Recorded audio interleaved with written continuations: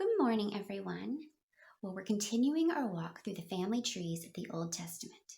And last week, if you'll remember, we traced the family line from the tribes of Jacob down through King David. And so this week, we're going to talk a little bit more about King David. Now, David, if you remember, when we first learn about him in the Bible, is just a little shepherd boy. And he's a little shepherd boy that was called forth by God to go and fight Goliath, the giant. Remember? And so he receives this message that he can do it. And so he gets his slingshot and he says, I can do this. And he goes out and fights the giant.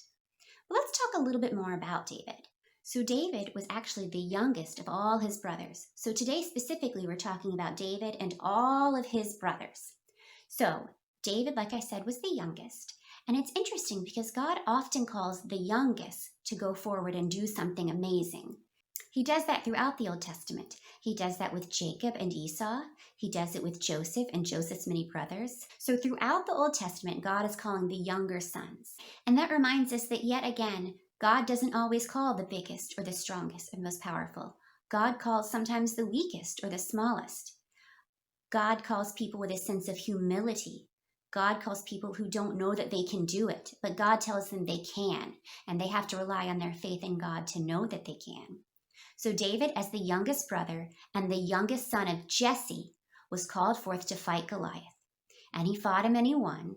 And then remember, David went to live with the king, and eventually David became the king of the Israelites. But this week, like I said, we're just focusing on David and his brothers. So in the box below, you'll see the cut and paste, and you can cut out the different brothers of David and put them in the family tree. And then next week, we'll talk about the descendants of David. Have a good week.